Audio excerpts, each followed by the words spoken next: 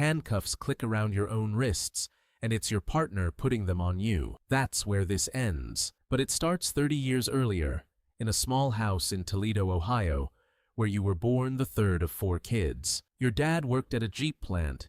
Your mom cleaned offices at night. Money was tight, but nobody talked about it out loud. You were 9 years old, sharing a room with your brother, and your biggest worry was whether the Browns would ever win a game. By 15, you were an average student, mostly B's and C's, 1 D in algebra your sophomore year that scared your mom enough to hire a tutor. You didn't have many friends, just 2 guys from the block who liked the same skateboard tricks you did. Teachers wrote "distracted" on your report cards more than once.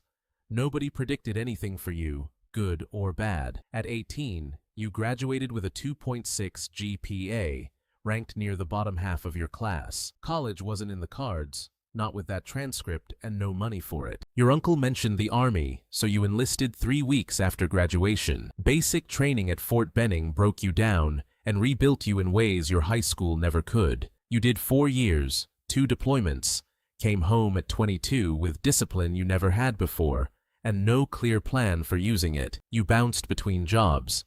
Warehouse work in Columbus, 6 months. A stint loading trucks for FedEx, another 8 months, until a knee injury sidelined you. You were living in your car for 11 days that winter, something you've never told anyone outside your family. A recruiter for the Columbus Police Department saw your military file and called you personally. You almost didn't answer. You joined the academy at 24. First impression, it felt like the army again. Except now the enemy wasn't foreign, it was whatever happened next on your own streets. Your first year on patrol, you responded to a domestic call where the woman handed you her toddler through a window before her husband kicked the door down. You still remember the kid's name.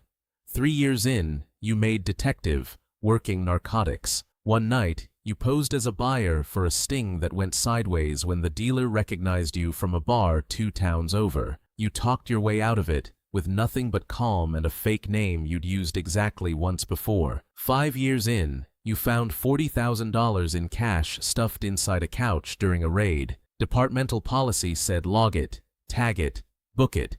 You did. Your partner at the time didn't, and skimmed off the top. You reported him. He got fired. He never forgave you, and neither did some of the others on the force who thought you'd crossed a line that wasn't yours to draw. 7 years in, an internal affairs investigation opened.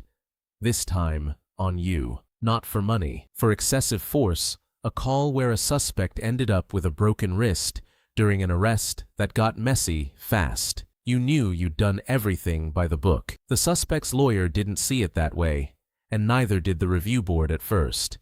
That's the moment from the beginning. The handcuffs weren't punishment, not exactly. Standard procedure during an internal affairs hold, so you couldn't access evidence rooms or interfere with witnesses while they reviewed the case. Your own partner, the one who replaced the guy you'd reported, had to do it, and neither of you said a word the whole walk to the car. 31 days later, you were cleared. Use of force justified. Board ruled unanimously. You went back to work the next Monday like nothing happened, except everything had. You think about that walk to the patrol car more than almost anything else from your career. Not the danger, not the shootings you walked away from, not the funerals, just that quiet ride, sitting in the back of a car you used to sit in front of, wondering if the badge you'd earned was about to become the reason you lost everything. Would you have reported your partner, knowing what it might cost you?